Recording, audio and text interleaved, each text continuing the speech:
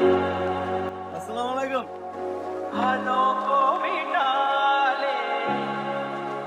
আসসালামু আলাইকুম। ওয়ালাইকুম সালাম।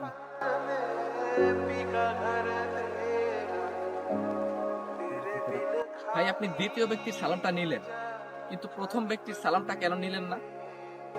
আসলে ভাই, আমাকে যে প্রথম ব্যক্তি সালাম দিছিল, ওই ব্যক্তি আমাকে সালাম দিছিল সালাম আলাইকুম। আর এই সালাম আলাইকুম অর্থ তোমার উপরে গজব নাজিল হোক। আর যে দ্বিতীয় ব্যক্তি সালাম দিছিল আসসালামু আলাইকুম, ওই সালাম অর্থ হলো তোমার উপরে রহমত বর্ষিত হোক।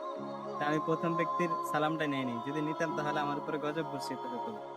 আর দ্বিতীয় ব্যক্তির সালামটা নিয়েছি আর আমার উপরে রহমত বর্ষিত হচ্ছে, এই জন্য আমি প্রথম ব্যক্তির সালামটা নেইনি।